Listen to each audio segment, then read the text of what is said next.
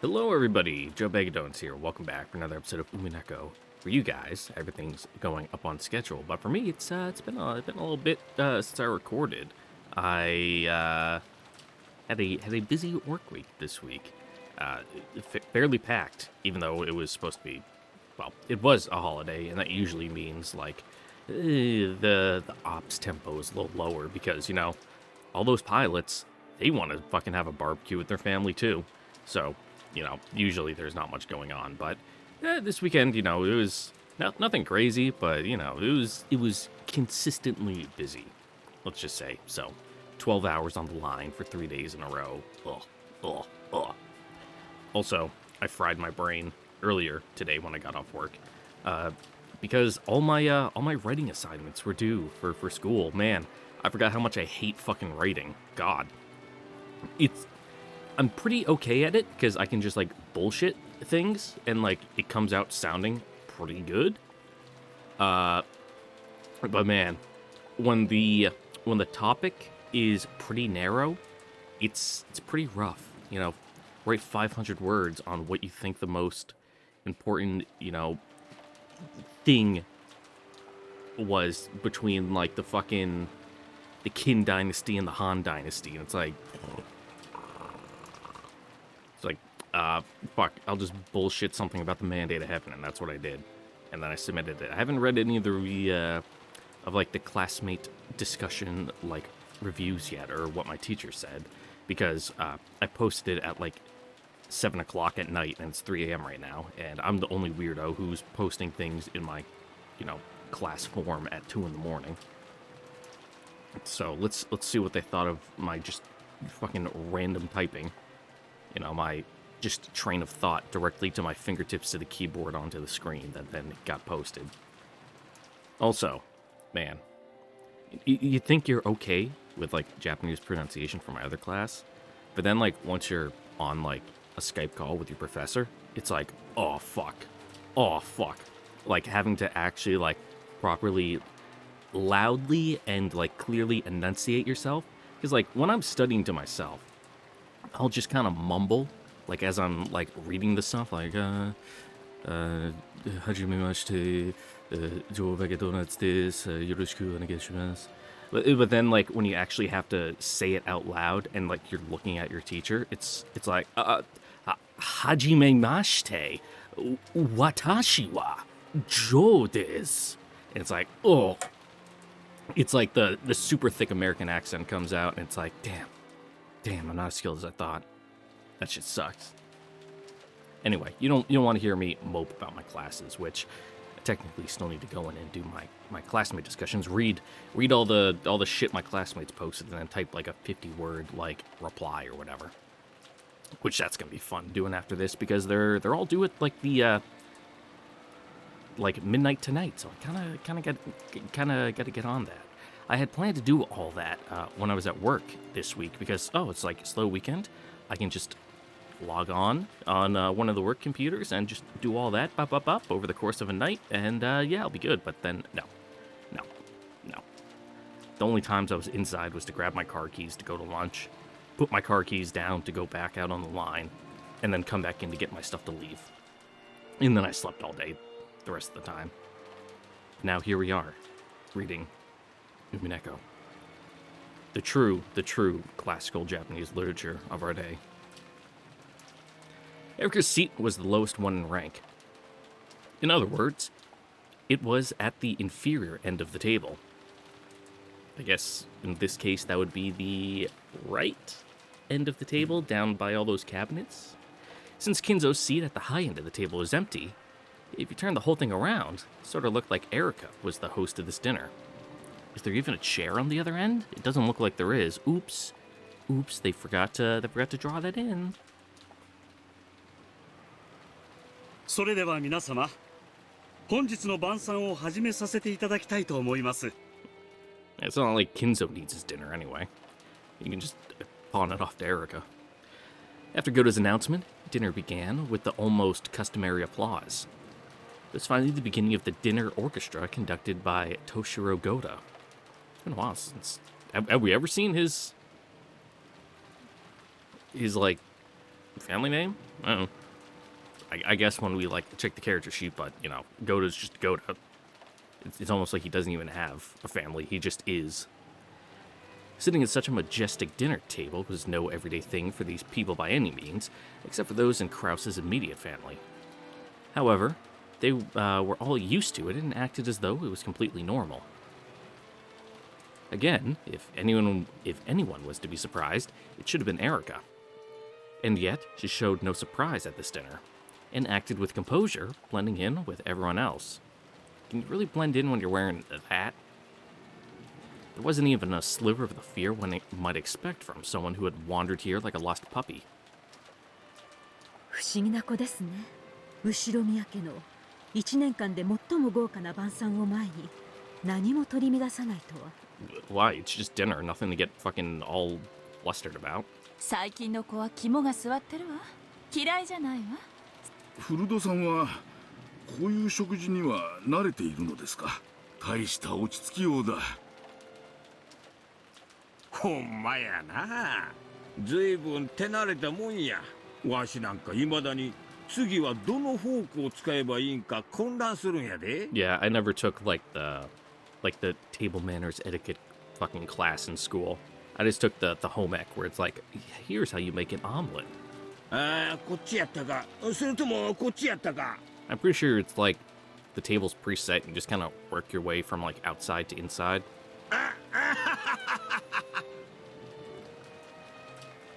Erica had been gracefully eating her hors d'oeuvres, or hors d'oeuvres, the H is silent there, or the hors d'oeuvres, without showing any confusion over the line of utensils in front of her.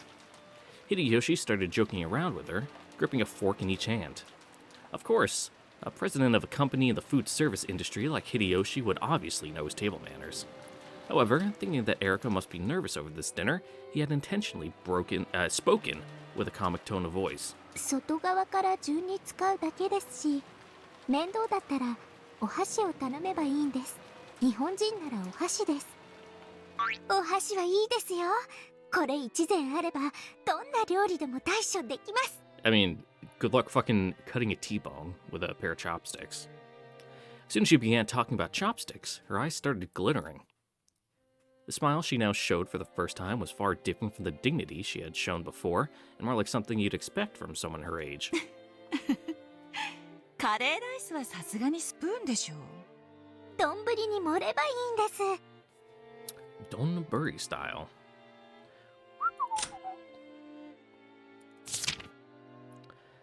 Donburi is simply food served on top of rice in a deep bowl. The bowl is also called a donburi, hence the name.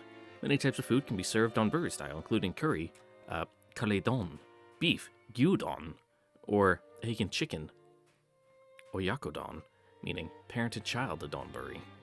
It's also a a tag on certain websites. 牛丼スプーンで食べる人いますか？いませんよね。日本人なら断じて絶対鉄頭鉄尾お箸です。というわけでゴーダさん、すみませんがお箸をお願いします。私が日本人として恥ずかしくない食べ方をご覧に入れてみせましょう。ところで次のお料理は何ですか？ You sure get a lot of sound effects. それが困ったことに、次はスープでございまして。As she pretended to shrug, Erica winked at everyone. Oh, what a card. Of course, no one was laughing at her. She obviously knew that soup came after hors d'oeuvres in a full-course meal. Furthermore, Erica had even noticed that she had performed a little too perfectly, creating a sense of tension that led Hideyoshi to think that she was nervous herself. I was looking at my phone and I completely lost track of where I was, and that is why he had tried to break the ice. That was why she started behaving a little childish and lighthearted, acting out the part of a guest enjoying a harmonious dinner. Pretty soon, not only Kyrie, but everyone else also caught on. Even though she was an uninvited guest, she was apparently worthy of participating in an Ushirimiya family dinner. 頭のいい子ね。本当にこの子、偶然の来客なの？実は、今日の親族会議にこっそり読んだ兄さんの隠し子じゃないの？賢く場を和ますセンスもあるようだ。マナーも見事じゃないか。あんな子が娘だったら悪くはないね。Kinda rude to Jessica, but それはひでえぜ。ジェシカちゃんの達成がなくならな。disinherited. ひどいわ、ルドルフ兄さん。どうしたんだい、ジェシカちゃん。頭痛かい？私の評価がずんずん下がってる気がするぜ。Not much you can do about that, unfortunately. こりゃ本家の令嬢として負けられねえだろ。お前も日頃夏日おばさんに仕込まれてるテーブルマナーと貫禄で対抗してみろよ。That would be a little more strange. 見たい。テーブルマナー見たい。ほら、はしゃぐのはマナー違反だよ。ささ、ジェシ Yeah, カちゃん。 the juxtaposition of Jessica normally and, prim, proper table manners Jessica お would 手 be, 本を見せてあげて。just bizarre. おお、もちろんだぜ。Jessica straightened up so much it looked like someone had poked her in the back with a pole. She had good posture, but it somehow lacked elegance. She looked, well, kind of like a triangular ruler. She sat at attention with her gaze fixed straight ahead, tried to bring her food to her mouth despite this, and failed miserably. Dad, who was sitting next to her, suddenly realized that something was up. どうしたんだ、ジェシカちゃん。腹でも痛えのか？ Yeah, you gotta go to the bathroom? Jessica turned bright red. Sorry, can't help myself. We laughed our heads off. Jessica protested, still bright red. Natsuhi scolded us for not behaving ourselves. In the end, no matter how much we tried to smooth it over, we were who we were. We couldn't act like we were anything else. Still, that laughter really did help us to relax. We had been so concerned about the guests getting nervous that we had grown even more nervous ourselves. The lively chatter spread from where we were sitting to the center of the long table to both ends. And ultimately, the dinner went even more smoothly than usual.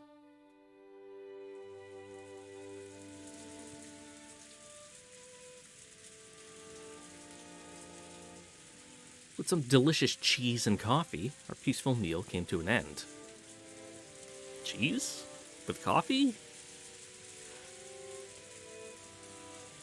I mean, obviously they didn't get served like a fucking block of cheddar and a cup of black coffee. It was probably more like one of those fancy cheeses that, I kind of like to get sometimes where it's like fucking like blackberries with it's like the really smooth creamy cheese that like you spread on crackers. Like I can see that going with like coffee as like an after dinner thing. Goto won unanimous acclaim and was praised for his skill by all present. After a short period of harmony following the meal, it was decided that we would return to the guest house. Normally, dinner tended to have a very dark atmosphere about it, and the adults would often move right into the family conference with the same dark atmosphere. However, perhaps because this year's dinner had been oddly peaceful, everyone decided to take a break, the adults included. After eating, taking a bath, and relaxing while watching TV, I wonder if they'll gather again in the mansion in the middle of all this rain and resume their high-tension family conference. I'd rather not think about that. Aunt Ava seemed to get very worked up trying to convince the rest to start the family conference right away, but it didn't look like many people agreed with her. The meeting had probably come to a close for the night. Since they had guest house duty, Goto-san and Kumasawa-san were chosen to guide us to the guest house. Must be tough for Goto-san. Even after making and cleaning up such an extravagant dinner, he also had the midnight shift at the guest house. I heard that Kumasawa-san, old as she was, would be going to sleep soon. It seemed that she had been assigned the servants' quarters in the guest house. 皆様をゲストハウスまでご案内させていただきます。エリカ様のお部屋もご用意できております。ありがとうございます。体調はどうです？具合が悪かったりはしませんか？ああ、そうだよな。Yeah, you did swim here. すっかり忘れてたけど、エリカちゃんは溺れてて流れ着いたんだよな。今日は無理しねえで、早く寝た方がいいだろうな。全然平気です。それよりも緊張と興奮でむしろ寝つけないくらいです。You say that, but, once you get in bed, just... じゃあ遊ぼう。みんなで遊ぼう。トランプしよう。 Maria latched onto her, giggling. This lack of restraint particular to youth was very much like Maria. But for now, we really should be thinking about Erica's physical condition. マリア、トランプは私たちと一緒に遊ぼう。エリカお姉ちゃんは疲れてるんだってさ。トランプも好きですよ。一息つきましたらぜひご一緒させてください。やっ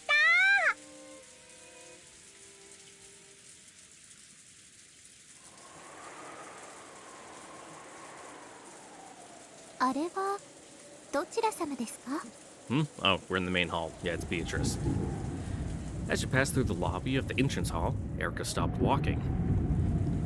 When we saw what she was looking at, the rest of us also stopped. ああ、あちらは黄金の魔女ベアトリーチェ様でございますよ。黄金の魔女。何やってんだガキども。さっさとゲストハウスで引き上げるぞ。Dad, Kirie-san, Aunt Ava, Uncle Hideyoshi, and Auntie Rosa all came over. The guest house party had all gathered. However, Erica's gaze was captured by the portrait of the witch, and she simply stared at it for a while.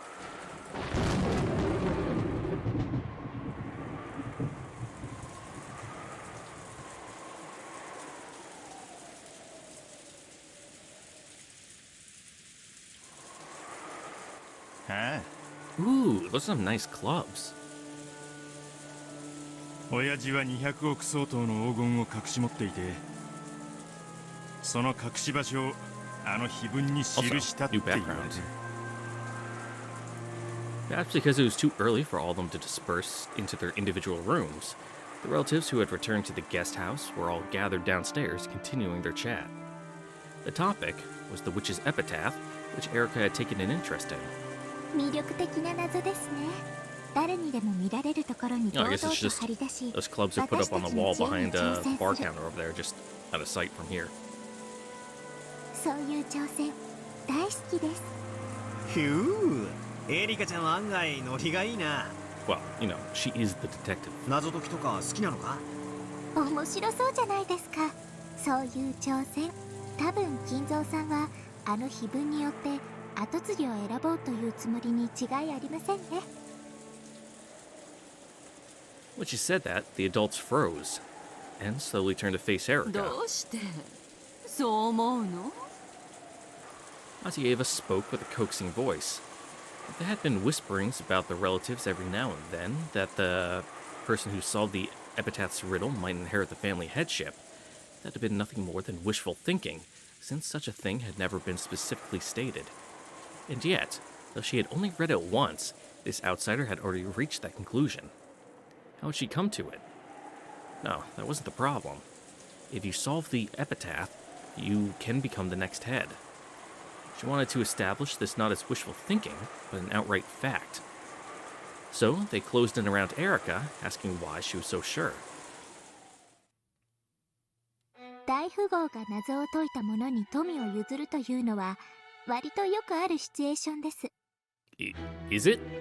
そしてご当主の金蔵さんはその碑文を新聞に載せたのではなく、お屋敷の中に掲示しました。つまりこのお屋敷の人間を対象にした謎だ。そうだよな。この屋敷の中である以上、この屋敷に出入りできない者には解きようがない。つまりこの屋敷の人間にじい様は挑戦してきたってわけだ。 They're all stupid and a bunch of lazy bones. グッド。良い思考です。あの碑文が屋敷内にあったという一時からでもその程 Which 度の makes ことを them 読み just 取る like こ me. とが可能 For です。 real, for real. No cap. I'm God. At first, this Furdo Erica girl seemed to be the fairly silent type, but apparently that wasn't the case. When she grew excited about being challenged to a game of wits, she became much more talkative than I had imagined. なるほどな。屋敷の中に碑文があるんは屋敷の人間に読ませるためってのは確かに道理や。でも家督を譲る相手までも選ぶというのは言い切れるものなの？この謎を解いて得られる宝がほんのささやかなものでしかないなら、 Yeah, would it really be such a grand 私もそこ epitaph? までは思いません。そうよね。隠された黄金の価値は200億。それはまさに後ろ宮家の財産そのものだわ。それを受け継ぐということは、後ろ宮家を引き継ぐことと限りなく同じ意味です。 Yeah, nothing to sneeze at. つまり碑文に込めた黄金の隠し場所という謎は、後ろ宮家の実質的な後継者選びに他ならないということです。 The idea that the person who solved the epitaph would be chosen as the next head was something that had been floating around between a few of the relatives for a while now. However, since it had never been stated specifically, they had thought of it as nothing more than an optimistic dream. And so they had abandoned all consideration of that aspect and left it as a gray area. Erica had declared in clear terms that this uncertain part was, in fact, true. If one of the relatives had said it, the others would have thought it to be merely an optimistic dream. However, when declared by Frodo Erica, a complete outsider, those words seemed more credible than they otherwise would have. Everyone remained silent for a while, slowly considering what those words implied. ただ碑文がそこに存在するだけで、フルドエリカはこの程度の推理が可能です。いかがでしょうか、皆様方。横やりで申し訳ねえけどさ、一応はうちの父さんが次期当主なわけだぜ。隠し黄金を誰が見つける云々はともかくよ、見つけたら当主ってのはそういうことにはならねえんじゃねえかよ。 I mean, Jessica thought the treasure hunting part of the epitaph was really fun. However, she couldn't help but let her expression grow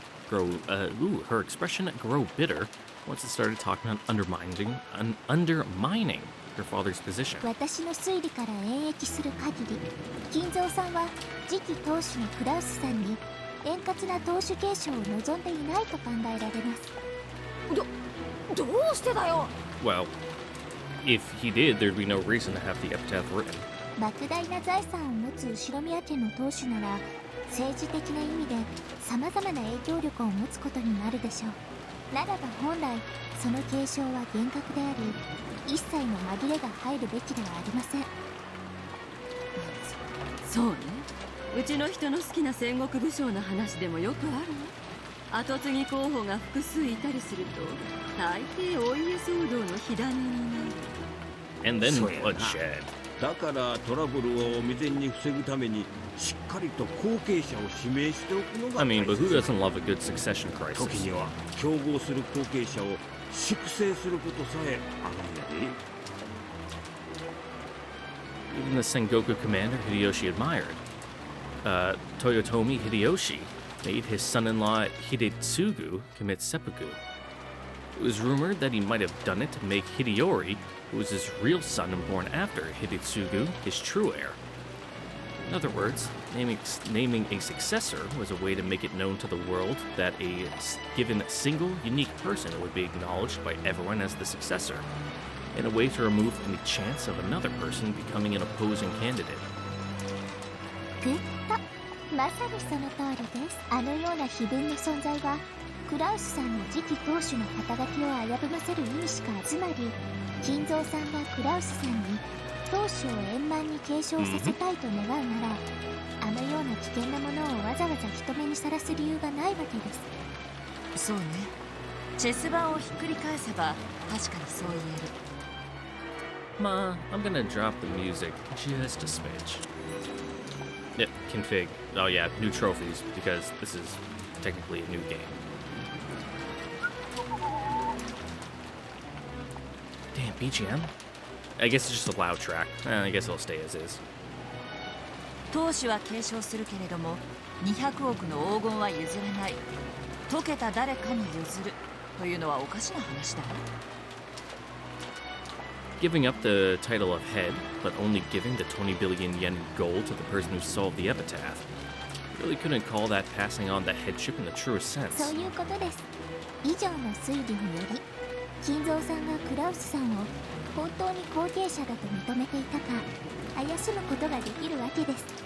ただ碑文がそこに存在するだけで、フルダエリカはこの程度の推理が可能です。 Don't talk in the third person. いかがでしょうか、ジェシカさん。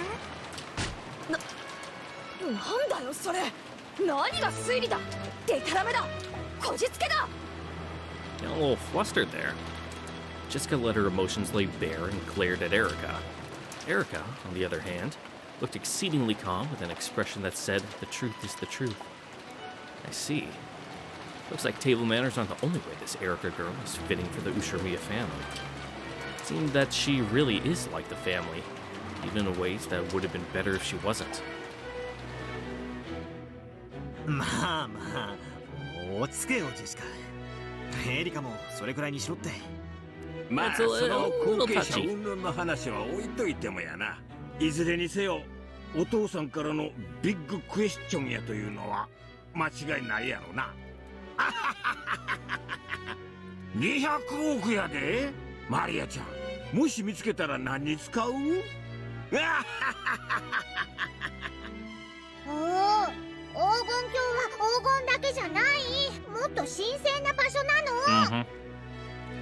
Uncle Hideyoshi persisted with his fake laughter, attempting to force the mood to improve. Everyone else tried to go along with him, but Jessica's mood didn't get any better. エリカちゃんも碑文の謎に挑戦してみたくなったのかい？はい、灰色の脳細胞がうずきまくりです。ですので謎解きを早速始めたいと思います。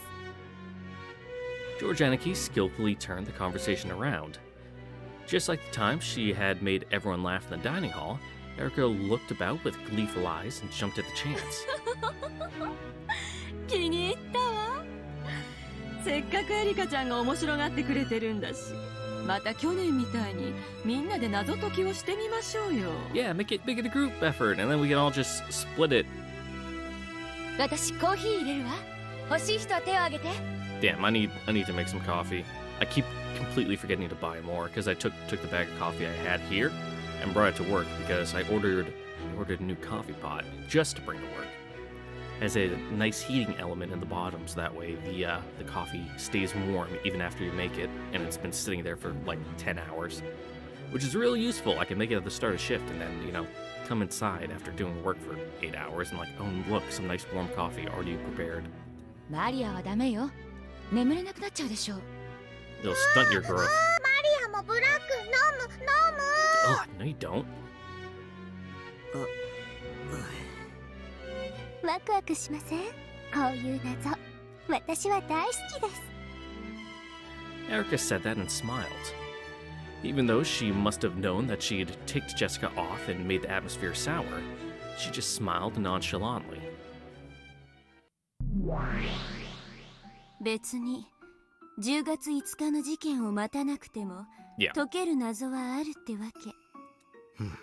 そりゃ俺も何度か挑んださ。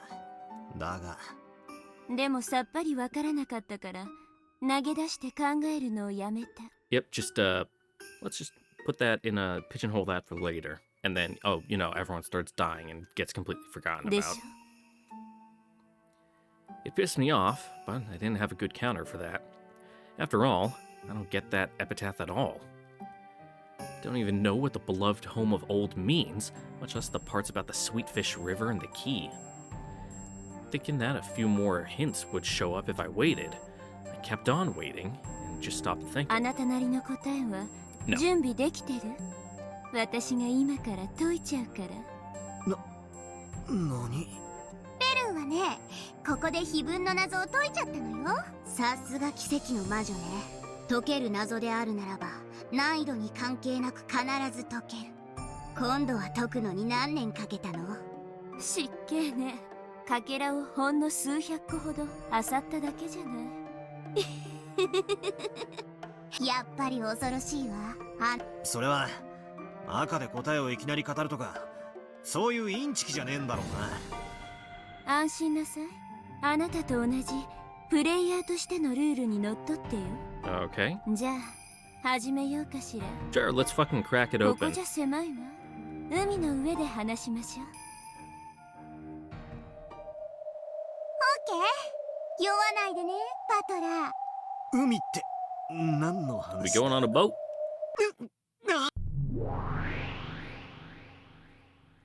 Right after I thought the world had turned pitch black, I was struck by a strange floating sensation. Must have felt like suddenly having the floor drop from under you, sending you to a bottomless pitfall.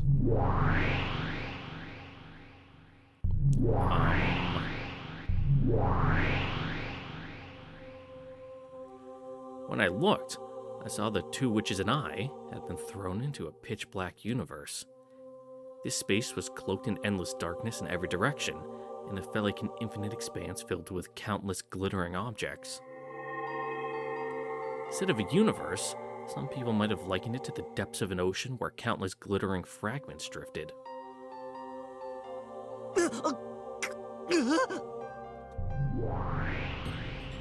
酔うなと言ったのに。重力の概念が欲しいなら自分で生み出しなさい。ほら、落ち着いて私たちを見て。ほら、私たちは平気そうにしてるでしょ。 Yeah, but you're used to it. 足元に大地があって重力に支配されていると信じなさい。そうすれば安定できるから。She's right. The two witches were standing normally, as though their feet were planted on a transparent piece of glass. I was the only one floating around like someone in a rapidly plummeting elevator. When I saw that they were just fine, I started calming down, figuring that there was no need to be scared. Then, just as Lambda Delta said, I gritted my teeth and kept telling myself that there was a place to stand here, that I just had to calm down. Oh.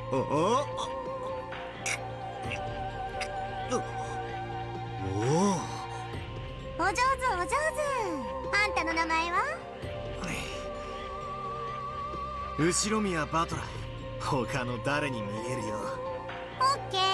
自分の意志、感情、姿や形を決して喪失してはダメよ。 The fuck is this? This is like episode 26 of Evangelion, you know, in the human instrumentality. ここは海なんだからね。You know, when it's the sketch of Shinji floating in the void.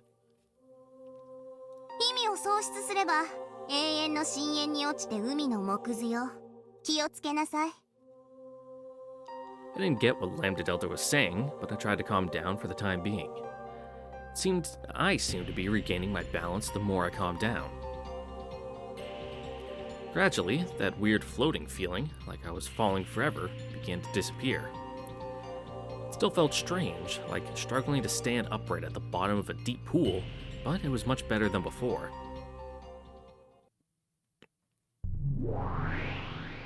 では始めるわ。碑文の謎を解くためのかけらを紡ぐ。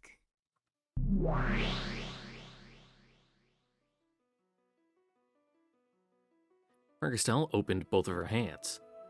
Then, like a planetarium, all the fragments throughout this empty space began to spin, leaving trails behind them.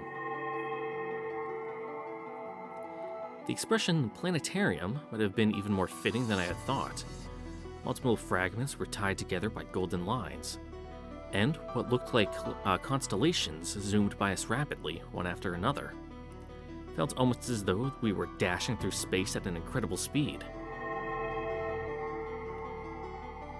Then, with tails of light drifting behind them, several brightly glowing fragments swirled around Bernkastel. It looked almost like she had created her own solar system with her as the sun. That solar system surrounding Bernkastel grew to a radius large enough to swallow us up.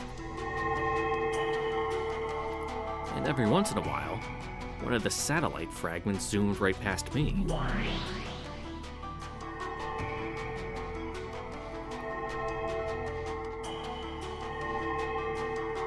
Alright, all the ones we've seen before. Cool. Don't gotta focus on reading those. When those fragments passed right by me, it felt as though some kind of memory welled up inside me. I could feel it in my gut. Those fragments were probably like crystals of memories. 記憶じゃないわ。世界のかけらよ。まあ、あんたには記憶のように感じられるだろうけどね。Yeah, you're downloading the memories as it goes by. では始めるわ。まずはこのかけらから。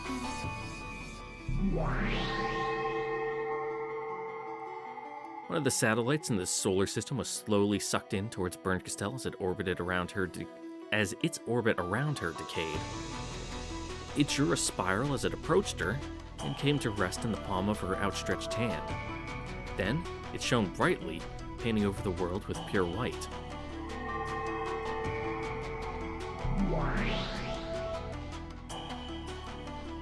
Hello. Hello, Ava.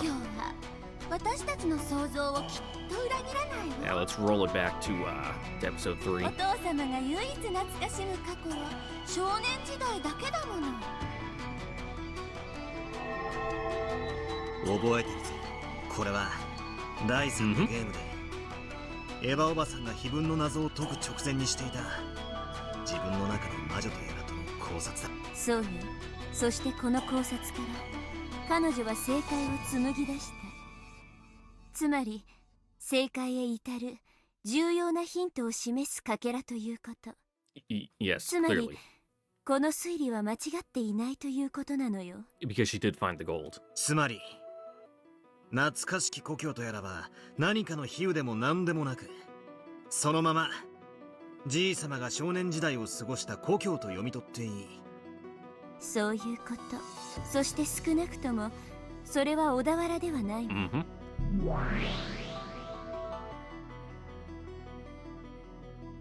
Oh god, I really 生 don't ま like れ that は effect. 確かに小田原だけど、お父様が懐かしむ故郷は多分小田原のことじゃないわ。それについては多分兄弟たちは全員同じ場所で認識してるわね。そうね。多分小田原じゃないわね。聞いた話ではとても楽しい少年時代だったそうよ。そうだな。エヴァおばさんたち兄弟は小田原であることを否定していた。いや、それどころかみんなはじいさんの故郷がどこか察しているようだった。そう。そして意地悪なことに、それがどこなのかはどのかけらでも語っていない。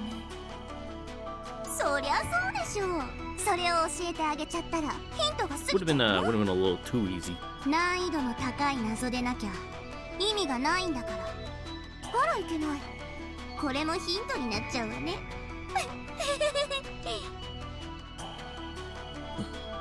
一体じいさまの故郷というのは Oh どこだった man, んだ。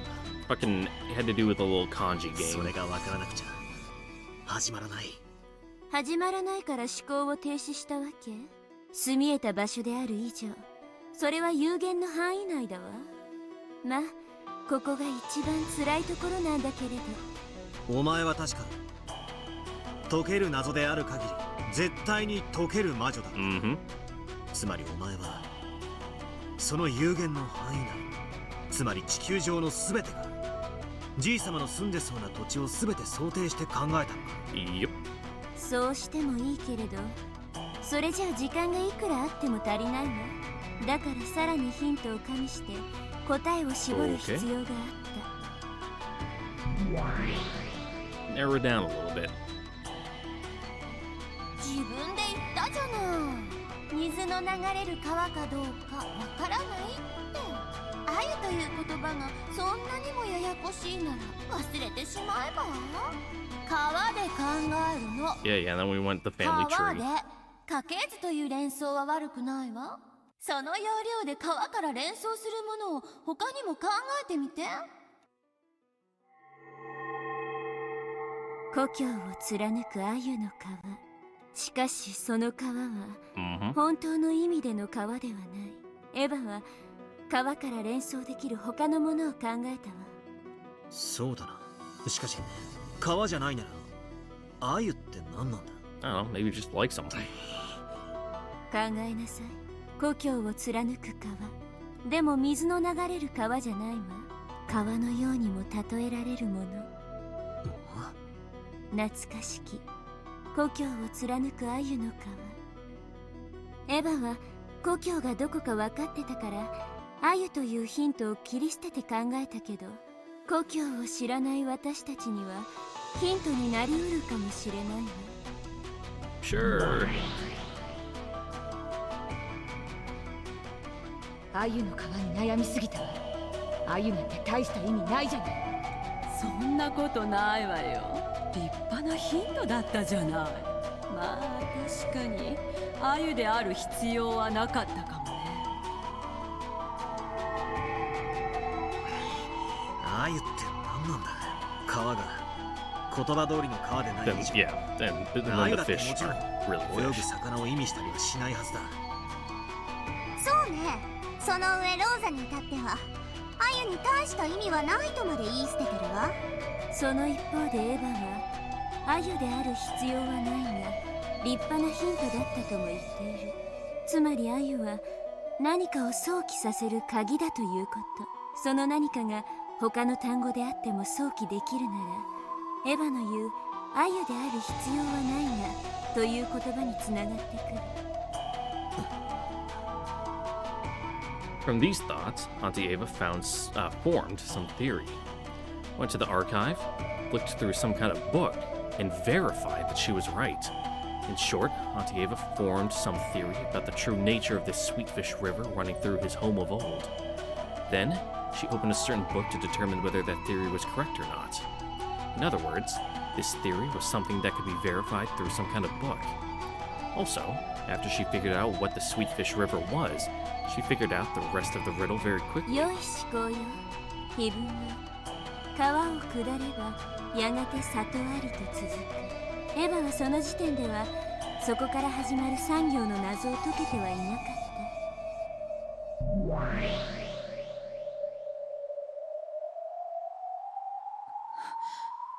里って何？里ってどういう意味？この川を下ると里なんてあるの？ Yeah, I don't remember the specifics, but there's something about like the character and wording choice they used for village being odd.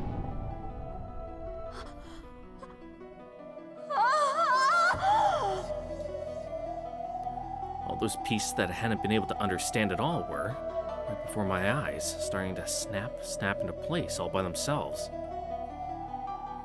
I couldn't even remember to close my open mouth. My throat grew completely dry. Is it really alright for this to be the answer? Really? Really? つまり故郷を貫くアユの川が分かれば自動的に川を下れば里あり云々が分かって黄金鏡の鍵が手に入るってわけだ。そういうことよ。エヴァもその書物を読んで確かめるまでは川を下った里のことはくそ、その書物って何なんだ。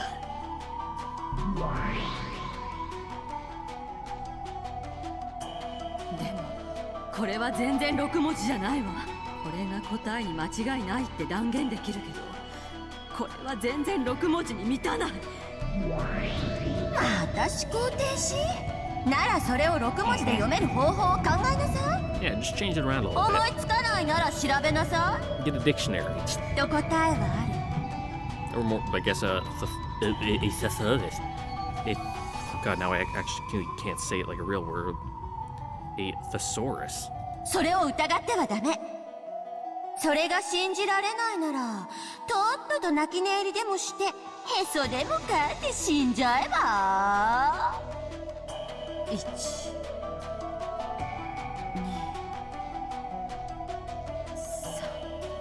Is 4 gonna come next? Who would have thunk?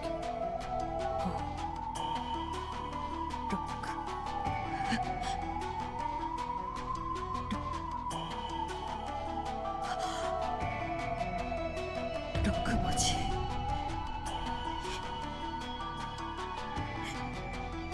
見つけた。Good for you. これが You mind sharing with the class now? 黄金鏡への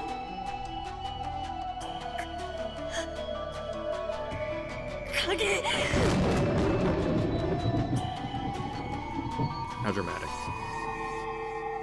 そしてエヴァは黄金鏡への鍵を見つけたわ。ああ、そしてその鍵というのは6文字の何か。言葉か数字か文字列なんだ。そういうこと。鍵の正体が6つの文字だと分かれば、but that's the thing. 第一の番の I 意 don't know 味がだいぶ分 Japanese. かってくる。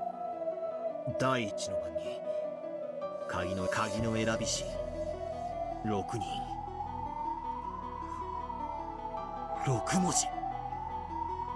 In other words, it means on the first twilight, sacrifice the 6 characters chosen by the key.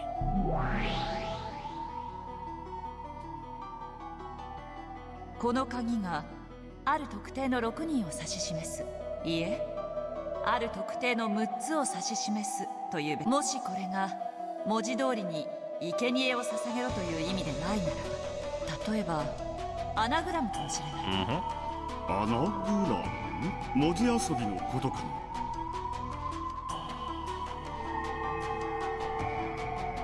な。That's right.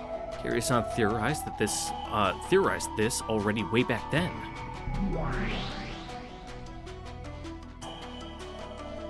第2の番に残されし者はとある。ということは少なくともその何かは有限の文字数だね。そこから6文字を抜いて残った文字で話を進めろと読み解ける。Okay. つまり第一の番に6文字以上の文字列から鍵である6文字を殺し、残った文字でどうにかしろという意味なんだ。そういうこと。 You separate them. ただ当時の切り絵も言ってる。ならば何から6文字を殺せばいいのか、その殺す大元の文字列がわからない。 Yeah. We don't have a basis, we're just stabbing in the dark. On the first twilight, kill the 6 characters that are the key. On the first twilight. 第一の番という時点でもう何かの文字列が存在するということなのか。しかし第一の番じゃ4文字しかない。他の読み方か。じいさま風に英語で読むなら第一の番ってなんだ。I'm gonna assume that's, you know, like written out in like Romanji there or something. ファーストナイト。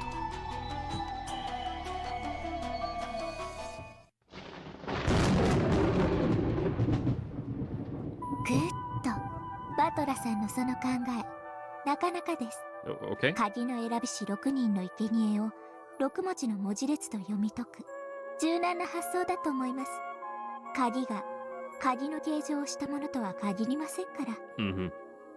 アナグラムの可能性は私も考えてたの。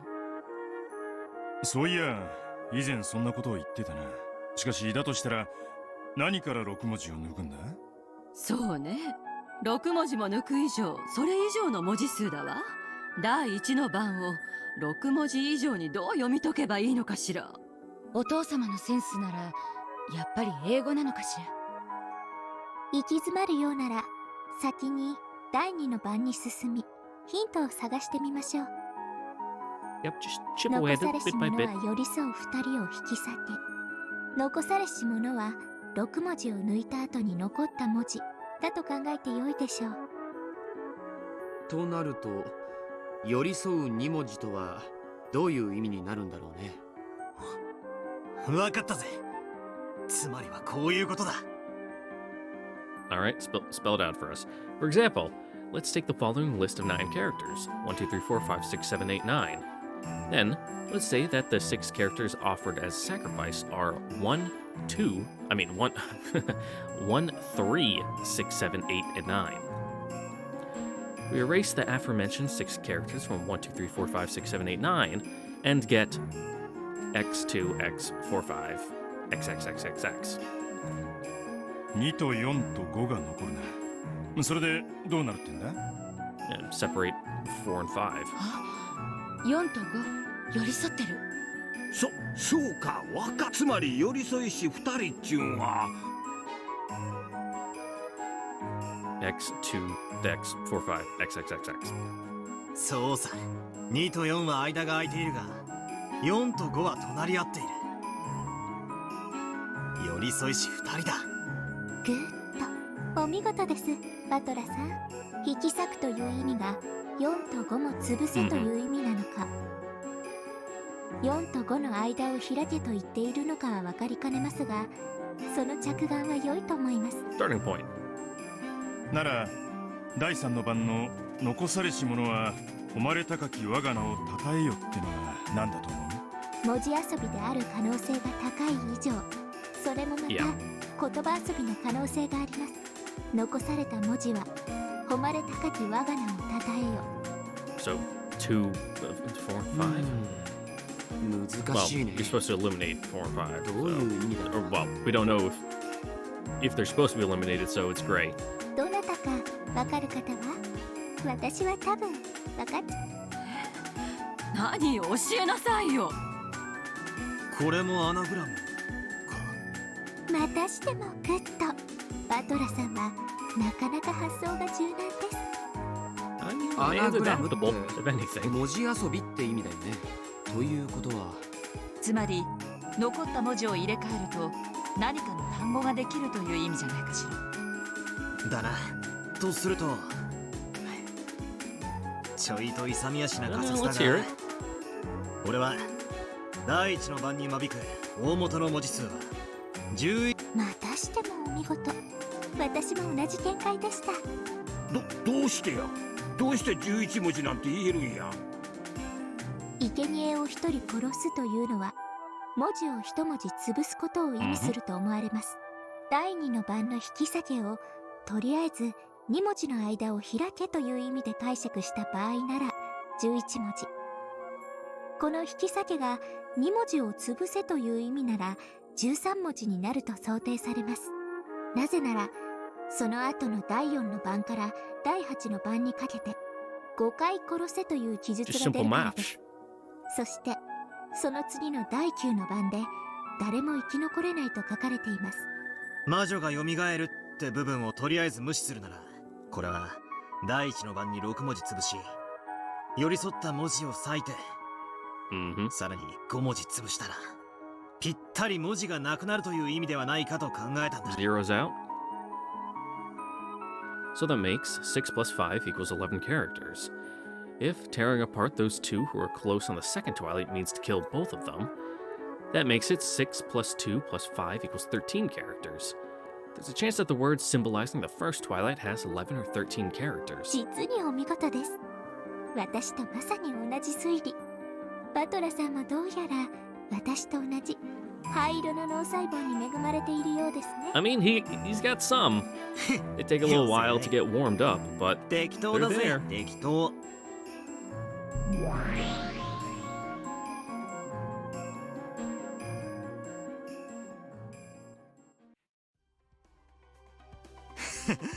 おいおい、なんだよこれ。コマの俺は随分と頭が切れるじゃねえか。Yeah, what a little smart おか cookie. げで俺の推理する出番がねえぜ。ああ、ごめんなさい。バトラはこの時不在だったから私の方で勝手に駒を操らせてもらったわ。Yep. 切れ者っぽくていいでしょ。 Thanks, Burn. あんたはベルにプレイヤーをしてもらった方が賢そうに見えるわ。プレイヤーは降りて駒に専念した方がよくない？ I joined in on this game on October 5th, after the first few murders. So up until this point, the piece called Me was being controlled by Berncastel, the player, which makes it possible for Berncastel to present her reasoning through my mouth. The game I'm watching now is nothing more than a replay of a part that's already ended. Yeah, and Erica is also Burn's piece, so she's having a little sock puppet conversation with herself.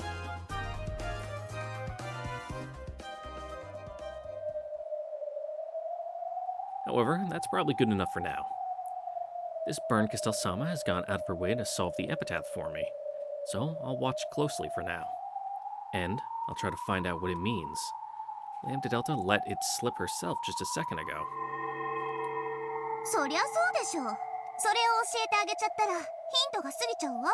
難易度の高い謎でなきゃ意味がないんだから。あらいけない。これもヒントになっちゃうわね。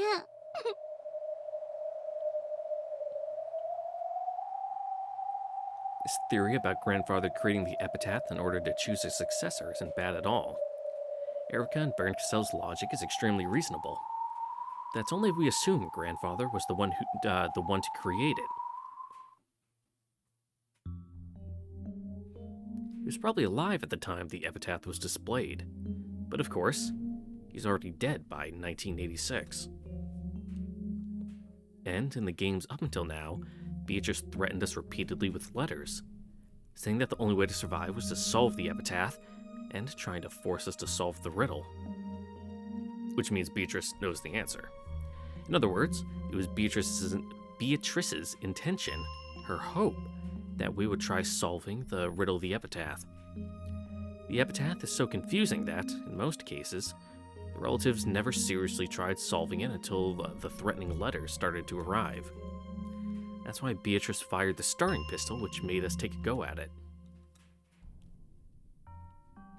Why is Beatrice carrying out Grandfather's last wishes? Like the theory proposed in the first game, is she really Grandfather's confidant, following his orders even after his death and trying to select the successor with the riddle of the epitaph in his stead? That would mean Beatrice really is Grandfather's trusted underling, and exactly the family alchemist she called herself in the letter. After Grandfather's death, Beatrice would have managed the 10 tons of gold and taken the title of alchemist. Without ever embezzling the gold, she entrusted it all to the epitaph's riddle and waited for a human fitting to be the successor to appear and solve it. And if that human didn't appear within a set time limit, that meant game over? Certainly, when Aunt Ava solved the riddle in the third game, she became the only survivor and, automatically, the final head of the Ushirmiya family, inheriting everything. Up to this moment, no one had ever survived past October 5th except Aunt Ava, the one who solved the epitaph. That was the only case where Beatrice let anyone survive. Is Beatrice's loyalty to Grandfather the thing that drives her? Did Grandfather give her some terrible order to kill everyone if the epitaph isn't solved? And she's so loyal that she faithfully carries it out? I must not stop thinking. Don't stop thinking. Don't just think of the riddle itself. Think about why it's significant. Why is Beatrice telling us to solve the epitaph? Why did she create such a confusing epitaph for us? If Beatrice makes us try and solve this epitaph that we have no chance of solving, and by some lucky chance a miracle occurs and someone is able to solve it, what significance does that have to her? I don't know what this miracle would be worthy to Beato. I don't know what this miracle would be worth to Beato. That makes a sentence make a lot more sense. If I, read the words that are actually there.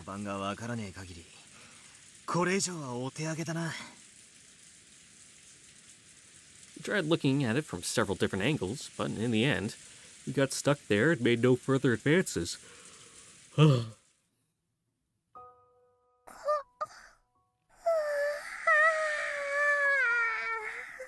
That's a yawn. Maria let out an extra large yawn. This caused several other people to yawn. We had been using our heads so much that everyone had gotten a little sleepy. Jessica, who had been silent and looking displeased the whole time, quickly stood up. 私はマリアと一緒に上へ行ってるぜ。テレビでも見てる。そうだね。僕も上がるよ。そうだ。みんなで上でトランプでもしようか。When George proposed this, Maria completely forgot about that big yawn of hers and started jumping around, insisting that she wanted to play cards. Judging by the clock, it would soon be 10 at night. It was already about the time you'd normally take a bath and get ready for sleep. I don't know, man. Like, when I'm on a day shift schedule at 10 o'clock, I'm in bed.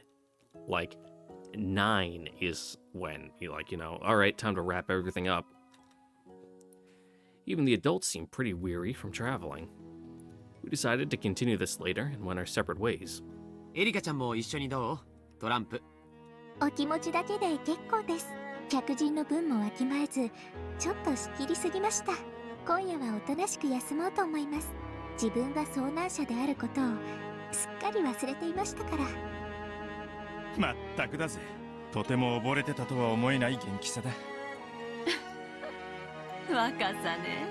でも楽しかったわ。Yeah, kids are able to bounce back. あなたのおかげで推理が一層進んだ気がする。Little fucking rubbery things. もし私が黄金を見つけたら100万円くらい分けてあげるわ。Man, I've fallen down the stairs as a kid, like from top to bottom, just and like just gone up and be like, ow. Like, alright, I'm good. and then just fucking kept doing what I was doing. If I did that now, I would fucking die. Like, even if it didn't kill me immediately, I would just be on the ground, unable to move for like days, and then just... せめて気前よく1億ぐらいドーンとは言えんのか。結構です。私に興味があるのは謎解きだけですので、それではこれで失礼します。おやすみなさい。おやすみ。あら、バトラ君は上に行かないの？俺はちょっと面白くなっちまう。Yeah, you know, let's take a solid crack at it. 考えをまとめてみます。第一の番を示す文字列さえ分かれば、きっと一気に道は開けると思うんすけどね。Everyone went up to the second floor one by one. Only Aunt Rosa remained behind, cleaning up the coffee cups everyone had been drinking out of. Kiryu-san and some others had offered to help, but since Auntie Rosa had refused this, she was washing them all alone. Since I had just been treated to such delicious coffee, I decided to help too. I wasn't just doing it because I felt obligated. I wanted to keep discussing the epitaph with someone. 第一の番、第一の番。ローザおばさんはなんか思いつく文字列とか言葉あるっすか？さあ、私には全然。でも第一の番じゃなくて第10の番はちょっと気になったかしら。第10の番？何ですか？Journey ends, reach the home of Goldland. 黄金鏡って単語何度も出てくるでしょ？ Yeah, it was written differently or whatever. 出てきますね。なぜか第10の番だけ旅は終わり黄金の鏡、いえ里ね。Yeah, it was Sato Village. 黄金の里へ至るだろうって書かれているの。どうしてここだけ黄金の里と書かれているのか気になってね。本当だ。確かに他はみんな黄金鏡って書かれてるのに。 Even though all the rest are written Golden Land, the 10th Twilight is the only one where it's different. The Home of the Gold is written instead. I wonder if the word home, Kyo/Sato, has any kind of special meaning. しかしバトラ君とあのエリカちゃんって子はすごいわね。発想が本当に柔らかい。It's the benefit of youth, having a, flexible viewpoints instead of being rigid and stuck in your ways. 私なんかもうおばさんだから Fucking old bag. 頭が全然回転しないのよ。今日の鍵の選び師6人は6文字を間引けという意味だという推理は見事だったわ。そう聞かされちゃったらもうそうにしか思えないけれど、それまでは全然そうだと思わなかったものね。自分の頭の硬さが嫌になるわ。そんなことないっすよ。ローズおばさんだって頭十分柔らかいっすよ。I don't know, man. その黄金の里って発見は何かの鍵になるかもしれないじゃないっすか。とんでもない。カチカチよ。私なんてついこの間までは第1の番というのは黄金鏡までの道中の10分の1の場所だとか思ってたんだから。なんすかそれ。面白そうだから聞かせてくれませんか？ Not the worst theory. だって第1の番の前の行に黄金鏡へ旅立つべしって書いてあるでしょ。そして10日をかけて旅をするわけだから、これはその旅の途中のお話なんだろうと思ったの。旅？確かに。それで旅を始めて最初の一晩目のキャンプで6人を生贄に捧げて、ならその場所ってどこだろう。スタート地点から何キロ目なんてね、内緒よ。おばさんバカだから黄金の里のことずっと黄金の鏡って読んじゃってて。 Look, that's already beyond my ほら level. 京って言うと京都みたいでしょ。 Is it? だからお父様の故郷から京都までの旅路の最初の10分の1の地点に何か秘密が隠されてるんじゃないかって思って。いや、めちゃくちゃ斬新っすよ。10日をかけての旅の最初の一番目の場所、そこの地名が鍵か。それを知るにはスタート地点とゴール地点がわからないとね。スタート地点は分かってるの。お父様が懐かしむ故郷は分かってる。That we don't. お父様は少年時代をとても遠方で過ごされたのよね。でも問題はゴールの黄金鏡ね。一体どこのことなのかしら。それが分からなきゃ私の説もさっぱり。長いことここで行き詰まってたんだけど、今日のバトラ君たちの推理を聞いてて、やっぱり私の恥ずかしい勘違いだったんだわって思い知ったわ。いや、それはそれで Yeah, it's not きっと a 面 bad 白い発想 theory. だと思います。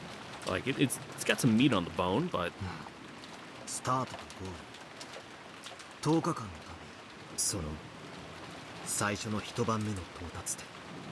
案外バトラ君ならポロッと解けちゃったりしてね。もしおばさんのヒントで解けたなら1割の半分でもいいから分けっこしてね。約束よ。 she gave me a wink and a smile, which almost made my heart jump a little, even though she was my aunt. Yeah, don't. Rose ain't the girl for you, bud. As I helped her with the coffee cups, I kept pondering the epitaph's riddle silently.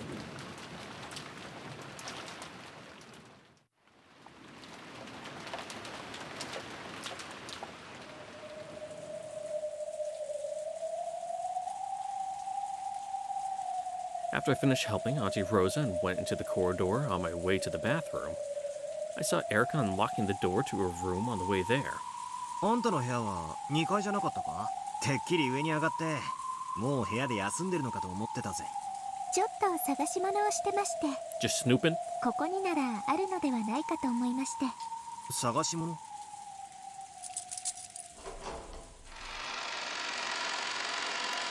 Erica unlocked the door and opened it.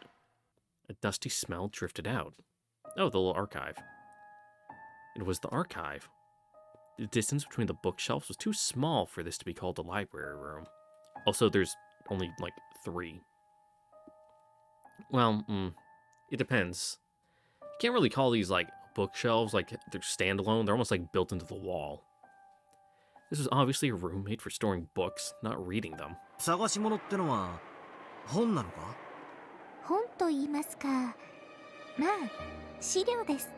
どうしてもしたい調べ物がありまして。碑文の謎に関する探し物か？まだ諦めてなかったとは殊勝なこったな。200億の黄金は魅力か？ I hadn't given up either. Apparently, we were both bad at giving up. まさか、私にとって興味があるのは謎解きだけ。黄金を求めるのは推理が正しかったことの証明が欲しいからだけです。仮に見つけても猫ババなんてしませんのでご安心を。She immediately dismissed the idea, saying that she just liked solving riddles and had no interest in the gold at all. My first impression of her had been that she was a bit of a weird one, and it looked like I hadn't been wrong. Erica started searching for the books she was after, slowly going around the bookshelves. 碑文の謎解きなら俺もまだ挑戦中だぜ。ああ、そうそう。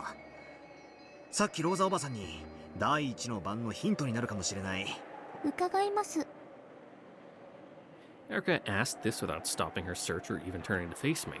第一の番にの前の行に鍵を手にせし者は以下に従いうんぬんってのがあったろ。鍵を手にせし者は以下に従いて黄金鏡へ旅立つべし。ふう、もう暗記したのかよ。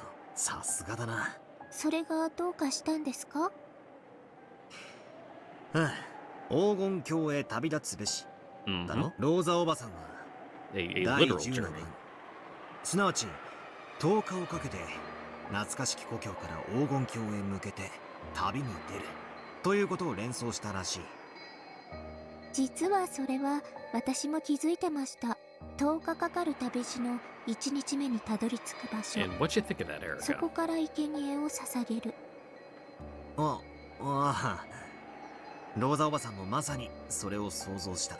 面白い推理だと俺も思う。10日の旅の初日にたどり着く場所、その土地、もしくは地名が鍵になるんじゃねえかってな。地名が鍵になるのではないかという推測は私もしています。だから資料が見たいんです。推測を確信に変えるために。あんた、探し物は何なんだ？ Then, Erica's hand suddenly stopped, and she slowly pulled it out. Then, as she dusted it off, she finally looked at me and spoke. Hey, I was right. Man, I fucking love atlases. Maps are so cool.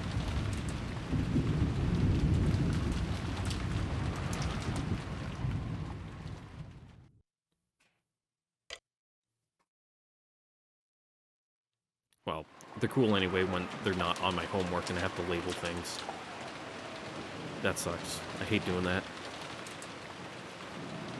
God, there's so many fucking mountain ranges in China.